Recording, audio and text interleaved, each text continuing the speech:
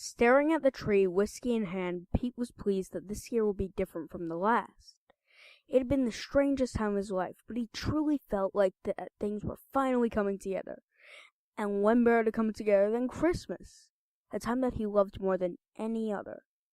In some ways, the past year had been like an eternity. In other ways, it had some come to time in the blink of an eye.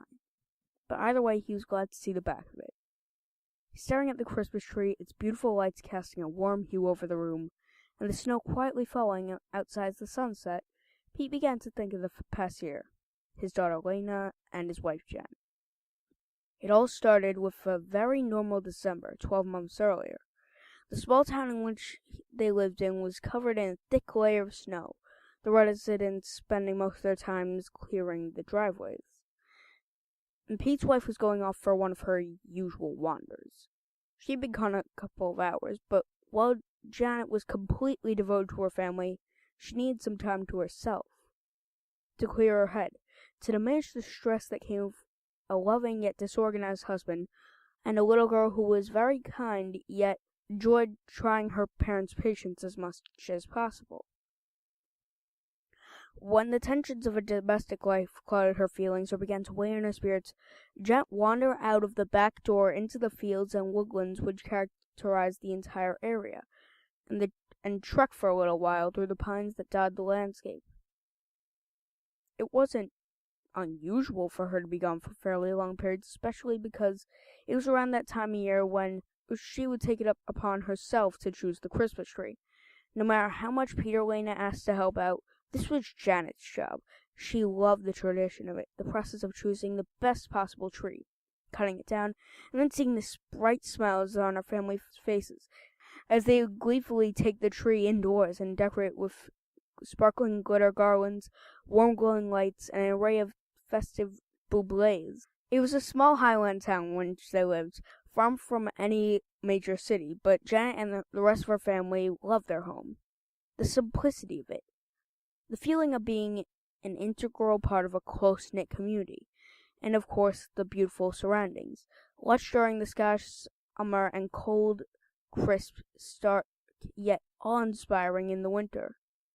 Most importantly, she loved the pine woods nearby, specifically a collection of trees which sat at the top of a small hill within walking distance from the house. It was perfect for picking a Christmas tree. She returned there each year, and while the number is thin due to other neighbors going there for the exact same reason, there were enough trees to last a good many years. When she had been gone for 3 hours, Pete began to grow nervous. This was longer than usual, and since it was getting dark, he took upon himself to venture outside, telling Lena to lock the doors after him, and that he wouldn't be long.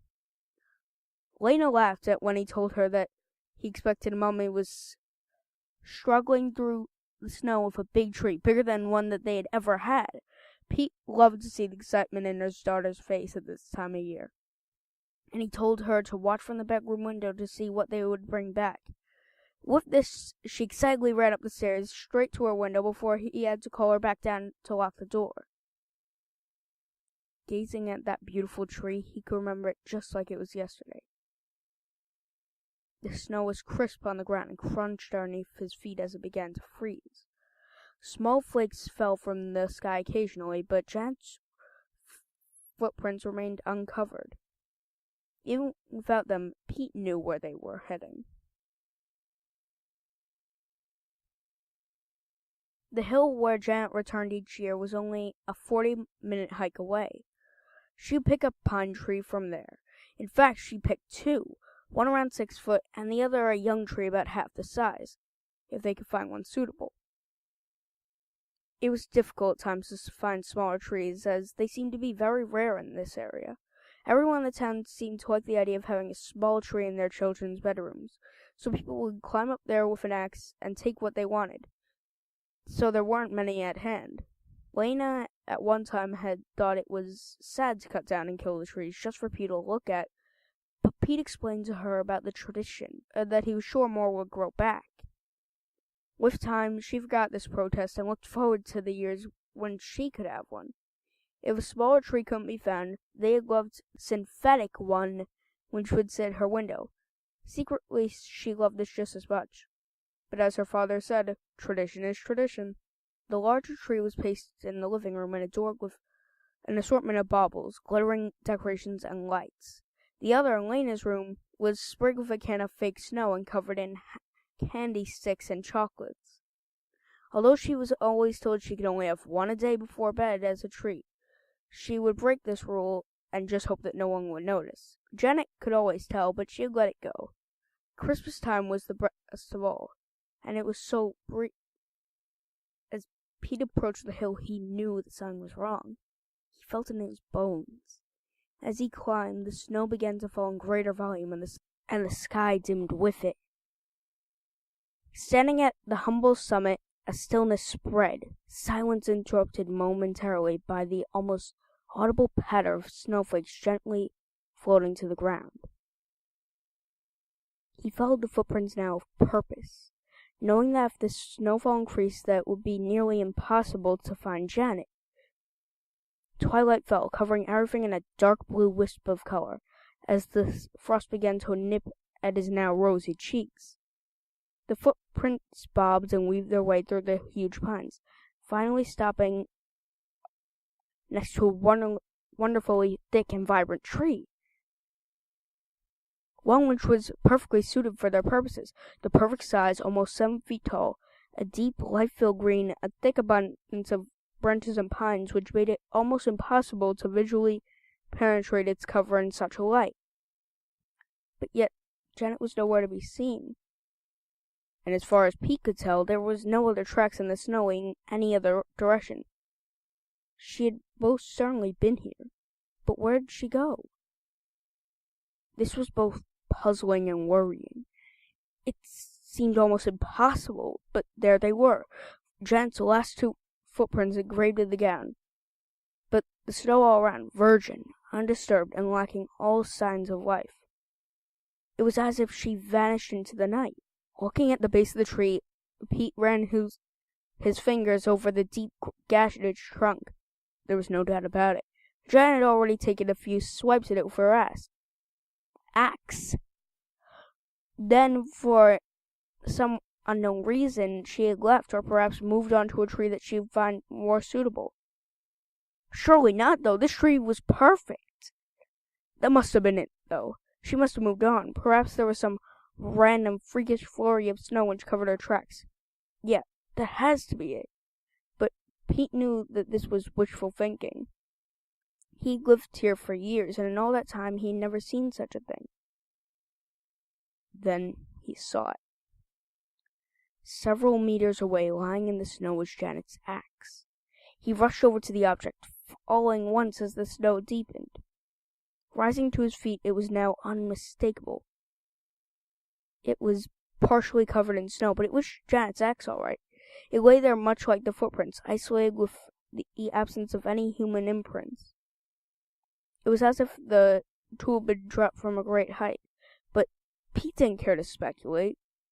A sense of growing worry permeated his mind as the thought of Janet lying somewhere injured increased his anxiety. He shouted his wife's name repeatedly and drew no reply. The darkness began to creep even closer. If she was hurt, he would have to raise the alarm and get the town out looking for her, along with the mounted rescue. She wouldn't survive long in this snow, in that biting cold. At this thought, the panic grew. Worry, fear, hurt that could only be felt through love. With torch in hand, he continued the direction the axe had taken him. As he entered a thick den of pine trees, he noticed the broken branches littered on the ground as if something had rushed past, tearing them apart and breaking up the impact. Maybe Janet ran through here. The scale of the damage, however, looked too great to have been dealt by one person alone. Had he been in any other country, he would have assumed it was a bear, but they had been hunted to extinction in Scotland long ago, along with the wolves or any other predators. For a moment his torch reflected off of something scuttling through a bush, but it was more like an insect than anything else, too small to cause such devastation. Pete fixed his scarf, trying to cover his face as the frost bit deeper, but as he did so, something caught his eye. something on the ground. Shining his torch at where he first thought to be a dead animal was the crumpled body of Janet, lying on the ground. A heart attack, they said. A heart attack. But Pete had seen her face. He looked upon those eyes, once so filled with kindness, fixed in a frozen stare, cold, glassy, black with fear. Her hands were clenched in front of her and the pathologist told him that it was perfectly normal for someone suffering such a massive heart attack in such low temperatures, as was the contorted look on her face. Although at the mention of this, Pete saw a flicker in the pathologist's eyes which gave away that he was more puzzled than anyone. A look Pete would never forget. Darling Janet, love of his life, mother of his children, dying alone in the cold, with lips pulled back over teeth in agony, frozen in an inhuman sneer. The whole ordeal had devastated him. If it hadn't been for his daughter Lena, for the necessity of her needs to be met before his own, Pete would have nearly found it impossible to have gone through it. The past 12 months had been cluttered with the reminders of an aching loss. As with any bereavement, the first time of doing something one shared without the person made the pain even more acute. The first Christmas, the first day at work, the first walk to school, the first family get-together, every person's face etched in concern, accompanied by the usual meaning but empty traditions of, "How are you holding up?" It must have been so difficult. If there's anything I could do. Helping his daughter through the loss of her mother was all he had to do to make sure he could face another day.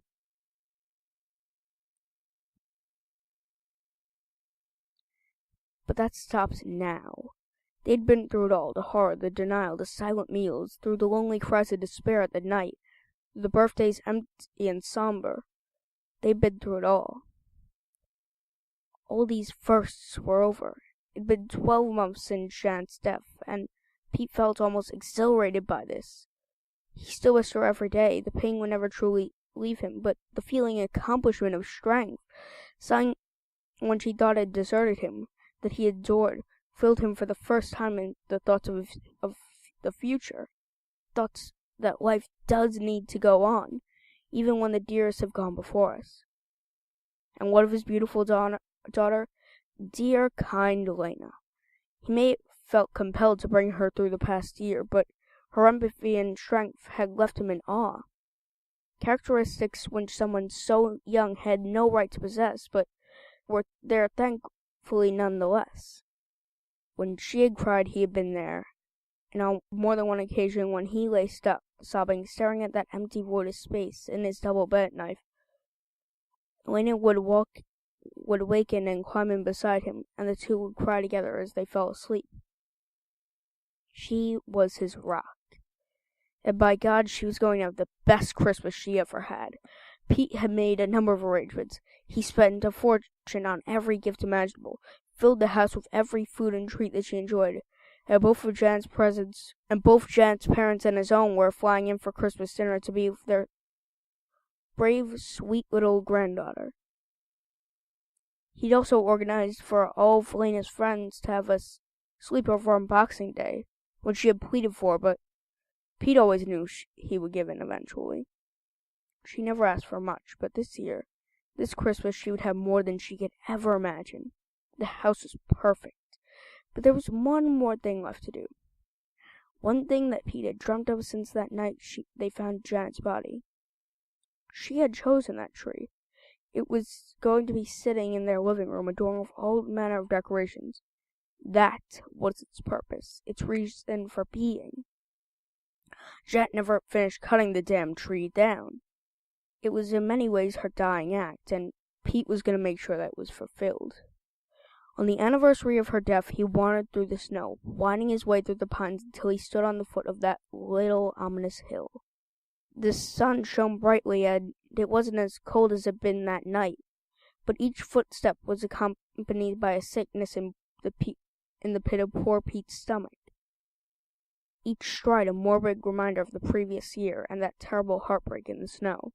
Marching to its peak, he first walked to and observed the scene of Janet's untimely death. Standing there where her body laid, Pete wiped the tears from his eyes and placed a small Santa figurine on the ground, burying it in the snow. It had always been hung from the branches on every yearly tree, and was her favorite decoration. It seemed only right to be with her. After another few minutes of trudging, there it was. It was still standing, the damned tree, as if ravenous for revenge. Pete pulled the axe from his backpack and charged at the pine. He bared and chopped and cut at the cut which Shannon made the previous year, making it deeper with each slice. With every pound of pressure he could muster, the tree groaned and creaked in pain, but Pete didn't care. This tree was the final reminder of Janet's death. Whatever had happened that night, it was because of that tree. As crazy as it seemed, it all made sense for a moment, and there was clarity. And then clarity was clouded by mundane reality. She had simply died of natural causes. With the roar of cracked wood breaking under its own weight, the tree swooned and collapsed to the ground in defeat.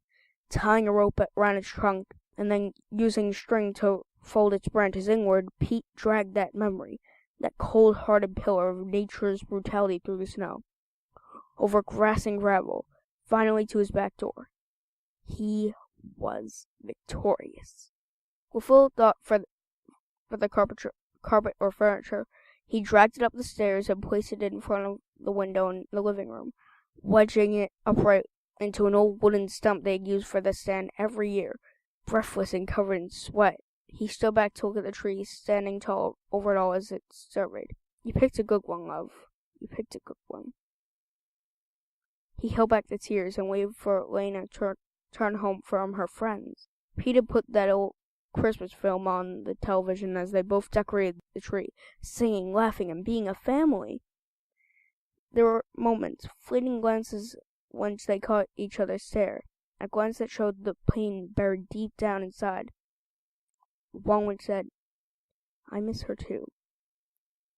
But it was Christmas, and the moment's grief passed, buffered by longer, caring periods of happiness, caressed smiles from ear to ear, and festive spirit once more filled that home, which had for long too had been host to loss and anguish. As night began to fall, after Elena went to bed, earlier than usual because the excitement had worn her out, Pete decided to reward himself for the day's efforts. The lights were dimmed, and pouring himself a large whiskey, he sat on the living room couch and stared at that tree, draped in tinsel gardens and adorned with beautiful Christmas lights. It was really a sight to behold. The best tree they'd ever had. "Here's to you, gorgeous," Pete said, lifting his drink to the sky in a symbolic gesture. Staring at the tree, its beautiful lights casting a warm hue over the room, and the snow quietly falling outside as the sun set, Pete began to think of the previous year, of his daughter Elena, his wife Janet. Time passed slowly, and he thought of all the things gone, but how they led to this moment through pain and suffering, but now hopefully onwards to the future, and one filled with at least the briefest possibility of joy. The glow of the tree reflected off the window, but it penetrated far enough to illuminate the now thick blur of snow, falling from the gap to the ground silently outside. The room remained dark, but the lights bathed everything subtly in warm Yuletide radiance, which accompanied by the orange vibrancy of the fire, which only served to cultivate the anticipation for Christmas even so. For the first time in the year, Pete was happy. But something bothered him. There was a slight apprehension of annoyance in the back of his mind, something which was spoiling the display. Sipping at his whiskey, casting a glance at the entire room, he finally saw what the problem was. 2 of the Christmas lights were occasionally flickering. Not constantly, but often enough to be noticeable, and more importantly, aggravating. Downing the rest of his drink, Pete rose to his feet, now feeling the aches in his muscle from the effort exerted while dragging the thing all the way home from that hill. Walking over to the tree, the lights were indeed flickering, but there was something unusual about them. They seemed deeper than the rest. as if it was coming from around the trunk, rather than resting on the branches.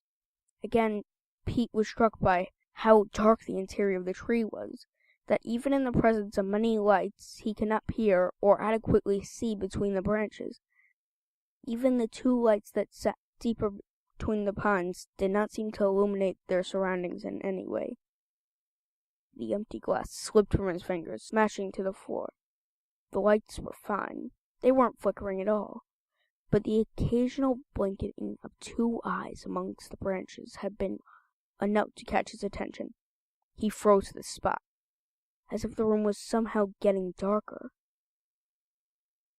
Something stirred between the pines, between the knotted wood, and scratched the porous surface. Something living in there.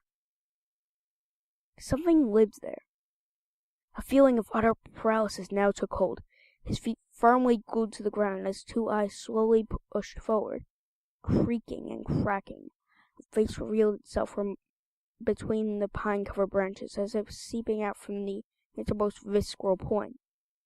Mold-covered, ancient, its features twisted in rage.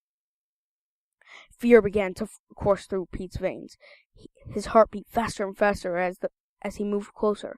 Its eyes devoted pupils now swamped in a maddening yellow from below, the protrusion of 2 thin, moss-colored legs aching out from the branches. With a creak and a snap, it straightened itself, now standing in all of its terrible glory in front of the tree.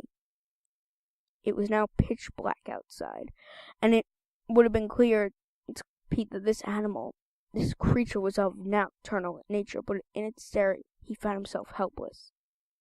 His heart skipped. First it was a palpitation, then he could feel a searing pain in his left arm. He clenched his chest, but his feet remained adhered to the ground, and it was impossible to look away from those yellow, unmarked eyes. Its gaze came closer still, and the pain in which it brought. Pete knew that he was going to die, to be found like Janet, cold, face contorted, and the second victim of what lived amongst the pines on that hill. The pain was now unbearable, but the paralysis removed the possibility of a scream. With little light from the fireplace now illuminated its head, elongated on one side and pulsating on the other, its face dominated by a large, dark hole which appeared in place of a mouth or nose, one through which no light could penetrate. As its boiling head stopped to meet his own, and the hole in the face almost touched his mouth. An involuntary sneer pulled Pete's lip up to reveal his teeth, and his face contorted into an entirely unnatural position. Then that one word, a word so powerful, so pure that even the most evil of intentions could be spelled by it. "Daddy?" With a snap of wood, the gargoyle creature turned its large, yellow gaze towards Lena. Standing at the bottom of the stairs in her pajamas, her scream echoed through the night. Arms outstretched, its odd-numbered fingers moved with a stutter as its moss-covered legs groaned, carrying it forward in a peculiar, unbalanced motion towards her. Now Lena was paralyzed by its stare, and with every step closer, her face contorted more fiercely, and the pain in her chest brought her to a point of unconsciousness. As intense of its ancient gaze was, so focused that it didn't notice, Pete clawing his way across the floor toward the kitchen. The wooden creature's unsure moments made it appear more like a puppet than a thing of autonomous purpose. And as it reached for Lena, it cupped her face in its uneven hands and stared wide-eyed and pupilless into her face. Tears streamed down her cheeks. The sound of feet running filled the air. As it twisted to investigate, a loud crack was heard as Pete ran up onto the couch, shoving high in the air and bringing Janet's axe down deep into its spine. No blood ran or gushed, but the plague of unfamiliar insect-like critters poured out of the wound. Instead of a howl of pain, the creature made a crescendo of strange squeals and clicks before throwing Pete to the ground and smashing through the back door. Lena's father gave chase, but it was impossible, as the one creation moved at an unimaginable speed, gliding on the ground with each stride, leaving no footprints in the snow. After a visit to the nearest hospital, both Lena and her father were given a clean bill of health, but they never returned to that house. Filled with memories of the good times, the happy times of a mother, a wife, a kind soul, birthdays, and weddings, and of course, of Christmas time. Pete didn't know what that creature was, whether it was alive or dead, something else entirely inconceivable to human mind, but he made a solemn promise to himself from that moment on. Never again would he cut down a tree, decorate it, and take enjoyment in its appearance as it died, because no matter how pretty they are, no matter how much warmth they give, no matter how much they make people think of Christmas, you just don't know what might be living inside.